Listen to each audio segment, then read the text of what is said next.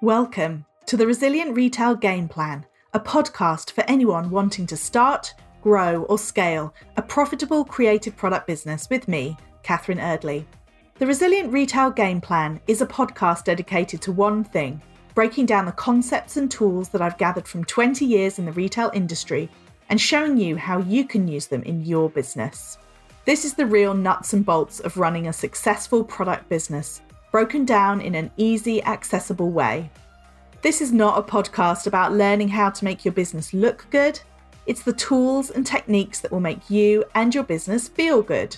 Confidently plan, launch and manage your products, and feel in control of your sales numbers and cash flow to help you build a resilient retail business.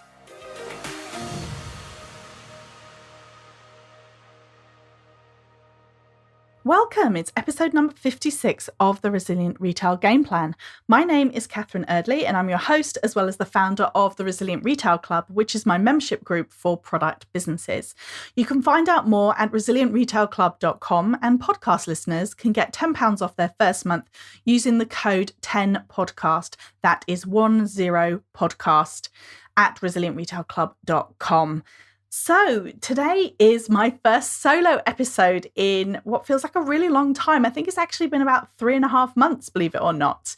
I thought that we would take a little break from the Christmas content this week, and I wanted to share with you 5 books that I feel have made a real impact on me and my business, and I'd love to share with you and hear your thoughts. Now, they may be ones that you've discovered. Lots of these are very well known, but I wanted to bring them all together. So if you're thinking about starting your business, or if you're in the early stages, or maybe even you're not in the early stages, but you're always on the lookout for more information to help you and your business move forward, then these books are for you. If you ever spot me on Instagram stories talking about what I'm reading, then you know I'm always reading a book, mostly novels, to be honest. I probably get through, maybe not quite a book a week, possibly between a book a week and a book a fortnight.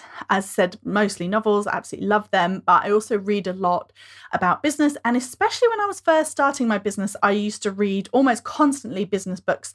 And I find it just a great way to get really focused, to absorb lots of information. And the books that I'm going to be sharing with you today are 5 that have really stuck with me, that I recommend a lot to clients, to club members, and I would love to recommend to you today. So the first book is called Profit First, and it's by Michalowicz. And Michalowicz, if you're, well, we'll put the link in the show notes so I don't have to spell Michalowicz on air. But the idea of Profit First is deceptively simple. It starts off by explaining that most people, when they're thinking about their businesses, think about the formula as being sales minus expenses equals profit. But his belief is that businesses should really say sales minus profit equals expenses. So it's all about making sure that you're taking enough money out of your business. Now, as you know, I'm very passionate about people being able to pay themselves, being able to support themselves from their businesses, and Profit First really sits so well with that. It's such a great message that he shares, and it really encourages people to think about what they're spending in their business and how much they deserve to take out themselves.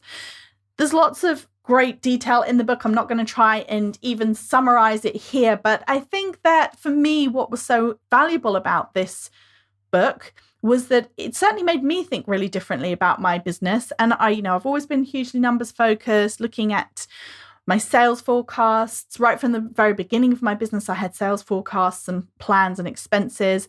But this book really made me think differently about how much money I took out of the business, and actually the fact that taking money out of your business to pay yourself is hugely beneficial. We think about, oh my goodness, I can't take money out of the business because what if I need it?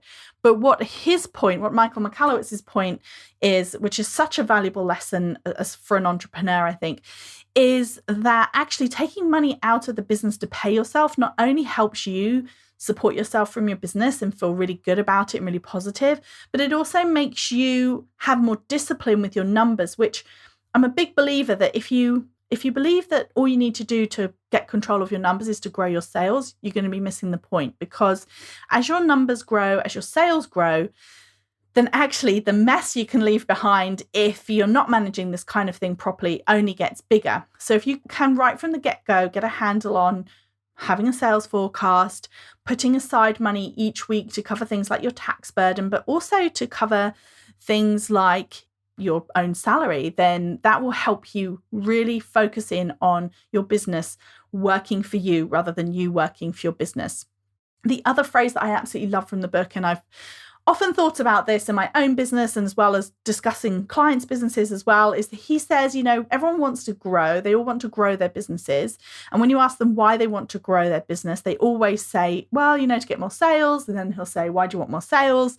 And then they'll eventually say, oh, well, I want to get more sales because I want to pay myself more. And his point is, well, why not just pay yourself more from the beginning? And it works really well with a lot of the things I talk about, like stock management, getting your stock under control, getting your expenses under control. But it has a really great system, a way that you can have different pots of money and be able to really have control of the business, and instead of feeling like it's running away with you.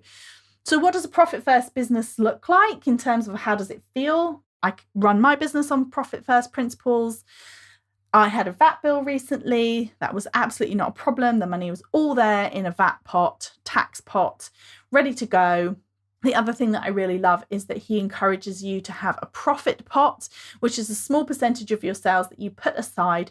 You pay yourself quarterly, or you pay yourself half of that pot quarterly. And the only rule is that you are not allowed to spend it on anything to do with the business. It has to be something fun and different.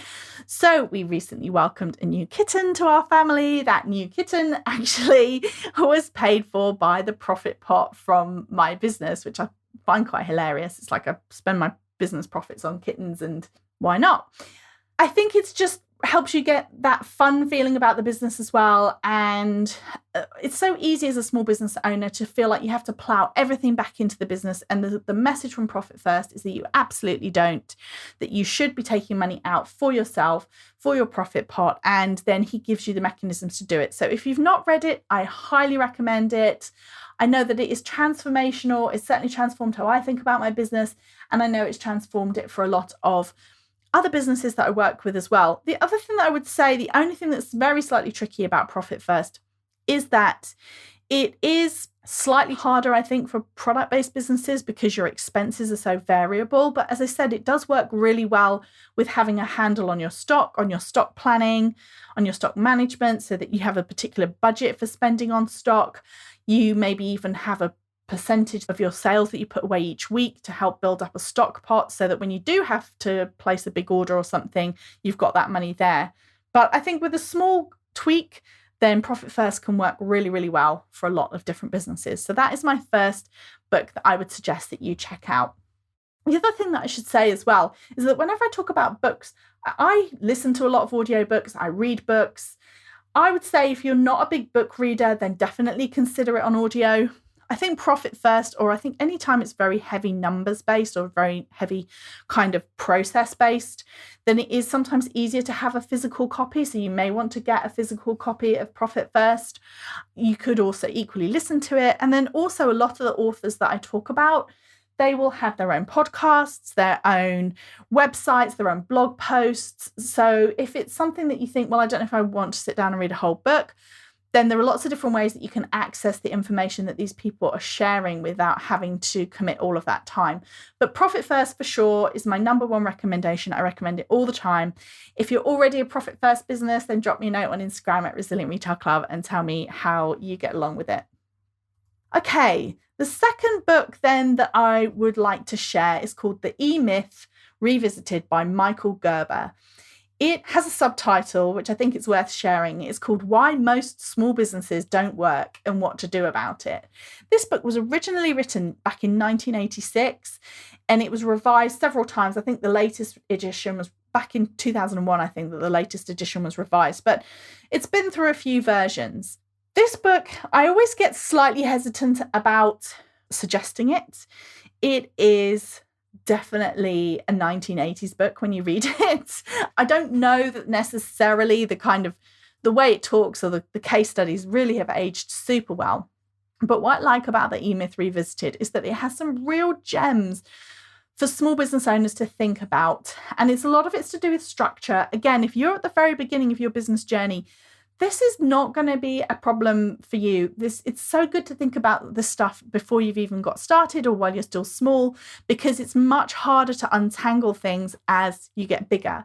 But if you're a bigger business and you're listening to this, I still think it's worth having a look at the book because it shares some real gems, and it also can help you if you're feeling frustrated and stuck.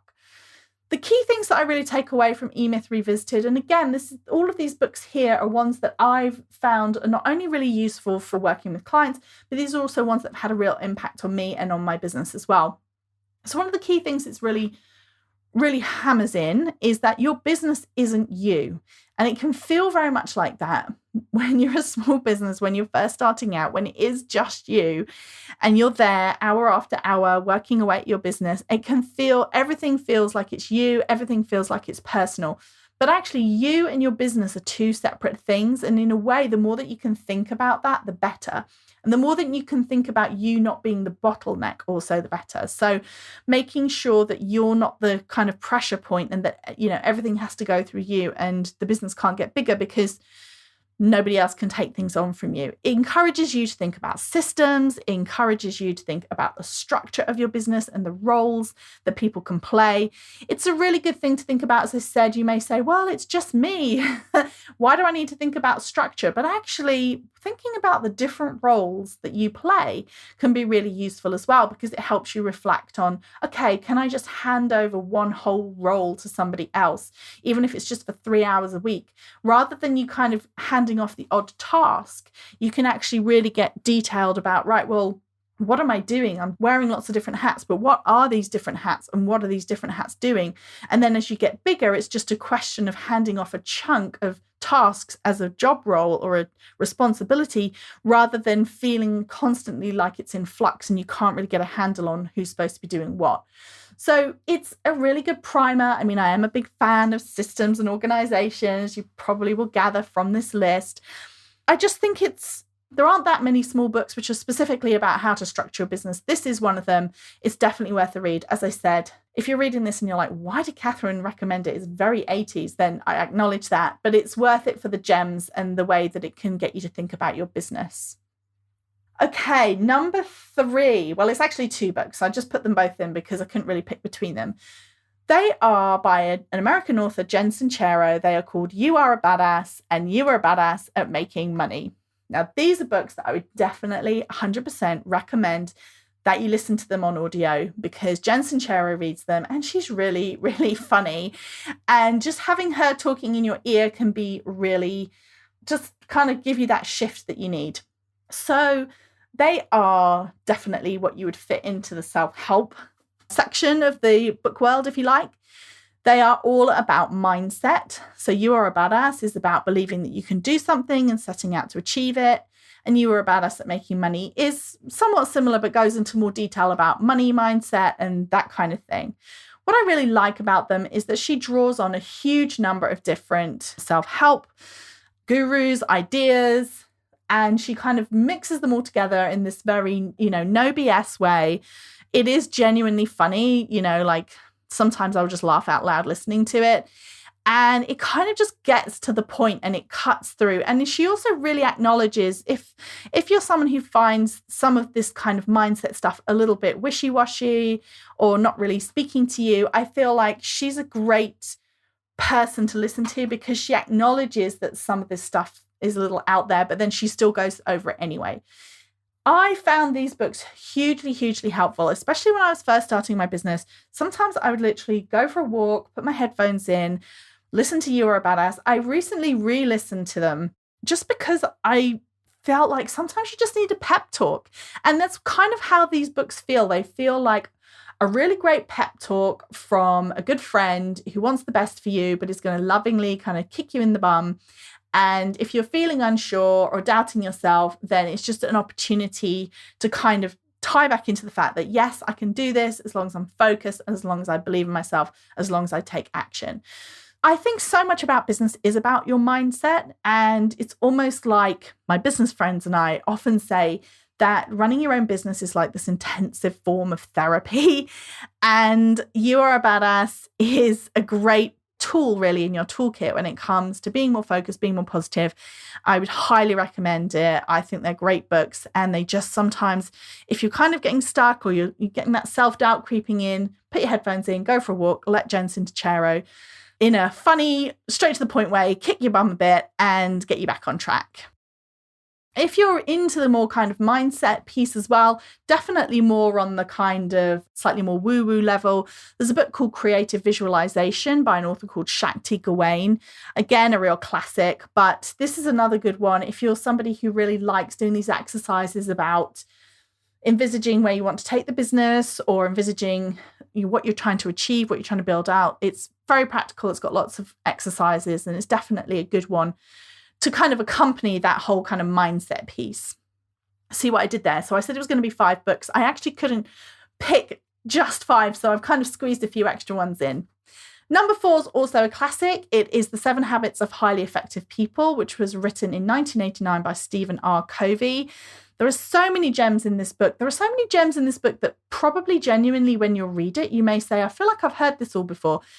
I think you've heard it all before because it is actually so revolutionary and so many people quote him. And there's definitely things, if you've ever heard me talk about time management, about getting your to-do list into different types of tasks, the ones that are urgent, the ones that are important, this sort of thing, that all comes from The 7 Habits of Highly Effective People. I don't think I even realized until I reread it recently how many ideas that I'd adopted that actually came from this book. So it's definitely worth a read.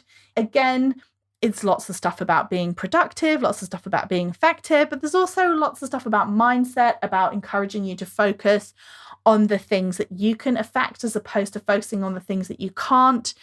And I definitely recommend it. Again, it's a real classic. It's been around for a long time, but it is so worth a read. And it's a book that I think I read it back originally in about 2016, 2017, and it really shifted the way I thought about a lot of things. So I would highly recommend it. The other thing to think about in terms of organization is a book that, as I said, here I'm sneaking them in. So I said 5, but I'm sneaking in extra ones. This one I read very recently, just a couple of weeks ago. It's called Productivity Ninja by Graham Alcott. It was recommended to me in the Resilient Retail Club by a club member. If you're into organization, productivity, which of course I am, then I would highly recommend giving this a read. It does incorporate some of the things that Stephen Covey was talking about, but it kind of goes a bit further, and it's got whole systems about organizing your to-do list in a way that you feel like you've got everything captured. And I have to say, I only read it a couple of weeks ago. I reworked a lot of the way I did my to-do list, and I've been absolutely loving it. So I'm not quite ready to put it on my all-time classics list, but if you're interested in organization, also check out Productivity Ninja. And book number 5, I also only read, I think maybe late last year, so maybe late 2020. I read a book called Atomic Habits by James Clear. If you haven't read this book, I really highly recommend reading it. It is, I use the word life-changing, and I don't use that lightly because I think that is an overused word. But I think that what I love about all of these books that I'm sharing with you today is that they really made me think about things in a different way. And Atomic Habits is one of those books. I really recommend that you check it out. Again, I listened to this one on audio. I thought it was a great audiobook to listen to, but it depends how you prefer to consume your books. You may prefer to read it. But Atomic Habits, just to kind of give you a bit of a sense of what's it about, the name kind of gives it away. Funny, both books number 4 and 5, The 7 Habits of Highly Effective People, and number 5, Atomic Habits, are all about habits. But Atomic Habits goes way beyond The 7 Habits of Highly Effective People, and it talks really in depth about how habits can be life-changing. But I think for me, what it really helped, the reason I call it sort of life-changing or it really shifted the way I thought about things, was it really hammered home how you have to believe where you're trying to get to. So you have to believe in yourself as the person that you're trying to become through the habits, if that makes sense. It was brilliant, but so many good tips in there, so many good suggestions for how to incorporate habits, and also just a way of looking at how these habits can really move you forward, these little bits at a time. So it's not about making these giant dramatic shifts in your life. It's about making these small shifts and how you can incorporate them into your day-to-day life. So Atomic Habits by James Clear, I definitely suggest that you check that out. So those are my 5 books. Just to give you a quick recap then: Profit First by Michael Michalowicz, E-Myth Revisited by Michael Gerber, You Are a Badass and You're a Badass at Making Money by Jen Sincero, 7 Habits of Highly Effective People by Stephen Covey, and then Atomic Habits by James Clear. I just wanted to touch very quickly before I wrap things up that there's a whole host of marketing books that I haven't listed out here, but I certainly think that reading marketing books is very valuable. You can get some great lessons from it. So I just want to touch on a few that I would suggest that you check out. Story Brand by Donald Miller is a really good read and a great way for you to think about your communication and how you actually describe what you do or what you sell to your customer. So definitely go check that out. Again, he has lots of things like downloads and worksheets that you can do as well. So even if you don't want to go through the whole book, then you can certainly get a sense. He's also got a podcast. So if you just want to get a sense of the Story Brand method, then you can check out some of his other material as well. Seth Godin is a really, really good person to read if you want to get your head around marketing, particularly his This Is Marketing book, which is really just a great look at how marketing works today. Purple Cow is another one, and Tribes is another great book as well by Seth Godin. His books are brilliant. I actually really like his audiobooks because he has a slightly peculiar voice, which I really like. And he also, I think whenever I read his book or I listen to him, everything that he says makes sense, almost is common sense. And you almost think, this is such common sense. Like, why don't I already know this type thing? But it kind of just reinforces it. And he has a really great way of talking about marketing that is definitely worth having a listen. His books, they're not exactly prescriptive. You're not going to come away and be like, okay, all right, yeah, now I know I'm going to post this, post that. But it's more like, again, like a really good way of absorbing how marketing works today, basically. Daniel Priestley is another great author. He's written a whole host of great books. Oversubscribed is probably my favorite. It talks about the idea of selling out and getting people excited about your products or services. Hype Yourself by Lucy Werner. So Lucy was on the podcast last week. She's got Brand Yourself coming out soon, but Hype Yourself is one of my favorite small business books because I think it's really important that small business owners are aware about their PR mindset and also are aware of the enormous opportunities out there for small business owners to get their story in the press. So it's a great practical book that's kind of the opposite of Seth Godin. It's extremely practical. So it will tell you exactly what you need to know and what you need to do in terms of getting your business out there on a real shoestring budget. So as I said, there's lots and lots of different marketing books. There's plenty of other ones that I could have mentioned, but I had to try and narrow it down a little bit. Otherwise, this was going to go on for ages. But I hope you enjoy this. I'd love to know. Do come over to Instagram. Tell me what your favorite books are. Did I mention some of your favorite ones, or are there other ones that I haven't mentioned? I'm always on the lookout for good book recommendations. So do feel free to come over, say hi, share your thoughts. And why not tag me when you're listening? I absolutely love it when I'm on Instagram and I see people tagging me in at Resilient Retail Club and saying where they are listening. Please also, if you have a minute, if you've enjoyed this episode, if you're on iTunes, if you can rate and review the podcast, it means the absolute world to me. I read all of the reviews and I'm so appreciative of the people who take the time to do so. Of course, if you hit subscribe, you'll be the first to hear about each new episode as they're released. And don't forget, if you're thinking about joining the club, then why not use the code 10podcast, that's 10podcast, at resilientretailclub.com to get £10 off your first month.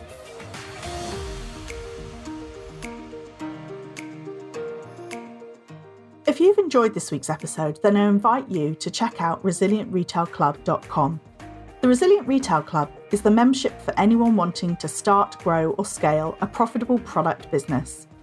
No more trawling Google trying to find the answers to your questions or wading through general business advice that speaks mainly to service-based businesses. Whether you're still at the idea stage or you've been going for a while but want to get more focused and organised when it comes to your business, the Resilient Retail Club is the place for you. With a library of courses tailored to creative product businesses, several live sessions a month, and a supportive and active community, the Resilient Retail Club is the perfect membership to help you hit your goals faster. Check it out at resilientretailclub.com.